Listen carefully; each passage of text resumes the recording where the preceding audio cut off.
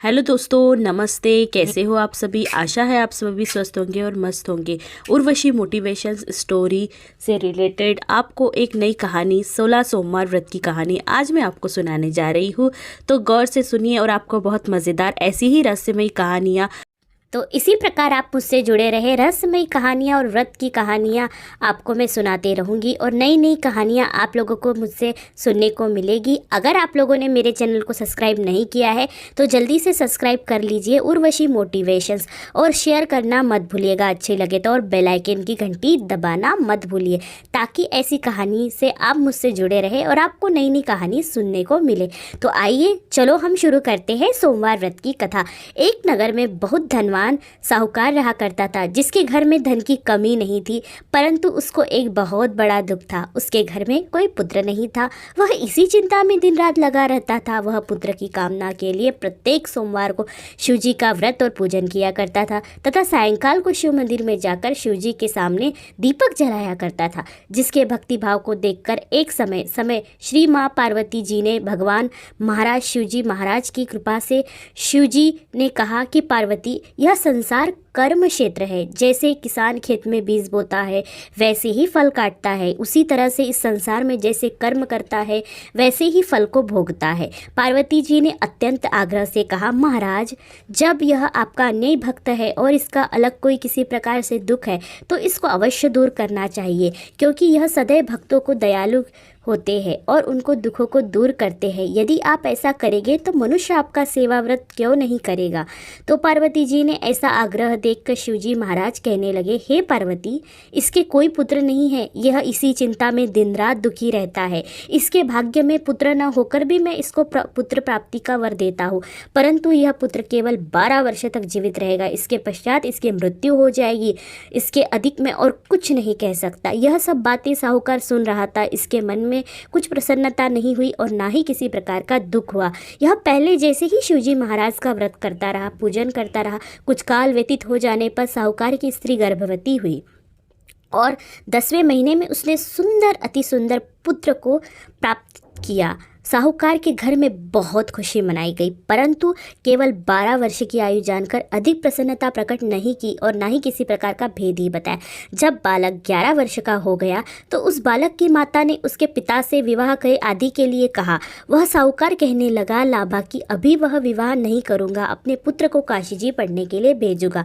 फिर साहूकार ने अपने साले अर्थात बालक के मामा को बुला करके उसको बहुत सा धन देने को कहा, काशी जी पढ़ने के लिए भेजा और रास्ते में जाकर कहा कि जिस रास्ते से जाओ वहाँ यज्ञ कराते जाना, ब्राह्मणों को भोजन कराते जाना, वह दान देते जाना। और मामा भांजे यज्ञ कराते, ब्राह्मणों को भोजन कराते जा रहे थे। रास्ते में उनको एक शहर पड़ा। वह राजा कन्या का विवाह हो रहा था। दूसरे राजा का लड़का जो विवाह करने के लिए बारात लेकर आया था वह एक आँख से काना था। उसके पिता का कोई बड़ी चिंता थी कि वही वर की देख कन्या के माता पिता किसी प्रकार की अड़चन पैदा ना कर दे। इस कारण जब उसने अति सुंदर सेठ के लड़के को देखा तो मन में विचार किया, न दरवाजे के समय इस लड़के से वर का काम चलाया जाए। ऐसे विचार के पिता का उस लड़के के मामा ने बात की और राजी हो गया। फिर उस लड़के को वर के कपड़े पहनाकर तथा घोड़ी पर चढ़ा दरवाजे पर ले गए और सब कार्य प्रसन्नता पूर्वक हो गया। फिर वर के पिता सोचा, यदि विवाह कार्य भी इसी लड़के से करा लिया जाए तो क्या बुराई है। ऐसे विचार कर लड़के और उसके मामा कहे, यदि बहुत सारा धन दूंगा। उन्होंने स्वीकार कर लिया और विवाह कार्य भी बहुत अच्छी तरीके से संपन्न हो गया।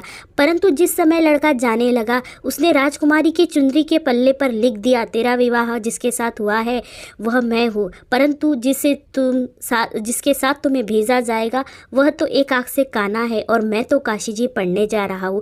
लड़के के जानने के पश्चात राजकुमारी ने जब अपनी चुनरी पर ऐसा लिखा हुआ पाया तो उसने राजकुमार के साथ जाने से मना कर दिया और कहा कि मेरा पति नहीं है, मेरा विवाह इसके साथ नहीं हुआ है, वह तो काशी जी पढ़ने गया है। राजकुमारी माता पिता ने अपनी कन्या को विदा नहीं किया और बारात वापस चली गई। उधर सेठ का लड़का और उसकी मामा काशी जी पहुंच गए। वहां जाकर उन्होंने यज्ञ करना और लड़के से पढ़ना शुरू कर दिया।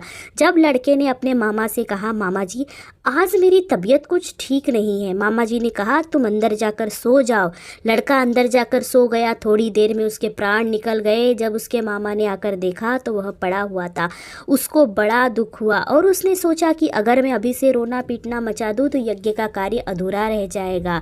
अंत में उसे जल्दी से यज्ञ का कार्य समाप्त कर ब्राह्मणों को जाने के बाद रोना पीटना मचाना आरंभ किया। संयोगवश उसी समय शिव पार्वती जी, माँ पार्वती और भगवान शिव उस रास्ते से जा रहे थे। जब उन्होंने जोर जोर से रोने की आवाज़ सुनी तो पार्वती जी कहने लगी कि महाराज कोई दुखिया रो रही है, उसके कष्ट को दूर कीजिए। जब शिव पार्वती जी ने पास जाकर देखा तो वह एक लड़का पड़ा हुआ था। पार्वती जी कहने लगी, महाराज यह तो उसी सेठ का लड़का है जिसके जो आपके वरदान से हुआ था। शिव जी कहने लगे, हे पार्वती इसकी आयु इतनी ही थी, अब यह भोग चुका है। तब पार्वती जी ने कहा, महाराज इस बालक को आयु दे दो, नहीं तो इसके माता पिता तड़प तड़प कर मर जाएंगे। इसी वियोग में पार्वती जी बार बार आग्रह करने पर भगवान शिव जी ने जीवन वरदान दिया और शिव जी महाराज की कृपा से लड़का जीवित हो गया। शिवजी और पार्वती कैलाश पर्वत को चले गए। तब वह लड़का और उसके मामा यज्ञ करते, ब्राह्मणों को भोजन कराते अपने घर की ओर चल पड़े। रास्ते में उसी शहर में आए जहां उसका विवाह हुआ था। वहां पर आकर उन्होंने यज्ञ आरंभ किया तो लड़के के ससुर ने कहा पहचान लिया और अपना महल में ले जाकर उसकी बड़ी खातिरदारी करी। बहुत से दास दासियों सहित आदरपूर्वक लड़की और जमाई को विदा किया। जब वह अपने शहर के निकट आए तो मामा ने कहा कि मैं पहले तुम्हारे घर जाकर खबर कराता हूँ। तब उस लड़के के मामा घर पहुँच गए और लड़के के माता पिता उसकी छत पर बैठे हुए थे, प्राण निकल रहे थे। यदि हमारा पुत्र सकुशल नहीं लौट आया तो हम राजी खुशी, अगर सकुशल लौट आया तो हम राजी खुशी नीचे आ जाएंगे, नहीं तो छत से गिरकर हमने अपने प्राण दे देंगे। इतने में उसी लड़के ने मामा से आकर समाचार दिया, आपका पुत्र आ गया है। उनको विश्वास नहीं आया। तब उसने बताया कि शपथ पूर्वक कहा, आपका पुत्र अपनी स्त्री के साथ में आया है और सेठ आनंद के साथ उसका स्वागत किया। वे बहुत प्रसन्न हुए रहने लगे। इसी प्रकार जो कोई सोमवार व्रत को धारण करता है और कथा को सुनता है या पढ़ता है उसकी समस्त मनोकामना पूर्ण होती है। बोलो शिव बाबा भोलेनाथ भगवान की जय। बोलो माँ पार्वती जी पंचमुखी गौरा पार्वती पते हर हर महादेव। तो कहानी कुछ ऐसी थी दोस्तों, आपको अच्छी लगी हो तो प्लीज़ लाइक करना, सब्सक्राइब करना, मेरे चैनल को आप शेयर करना, सब्सक्राइब करना। तो आशा है आपको इसी प्रकार से नई नई कहानी, रोचक रहस्यमय कहानियों के साथ, इतिहास के साथ मैं आपके साथ जुड़ी रहूँगी। अब अगली कहानी आपको नेक्स्ट पार्ट में देखने को मिलेगी। जल्दी से बेल आइकन की घंटी दबाना मत भूलना। और मेरी प्यारी यूट्यूब की फैमिली, आप सभी को धन्यवाद जो मुझे इतना प्यार और आशीर्वाद देते हो। जैसे पद्मावती का वीडियो जो वायरल हुआ है उसमें बहुत सपोर्ट किया, उसके लिए धन्यवाद दिल से। तो हमेशा ऐसे ही जुड़े रहो। तो थैंक यू।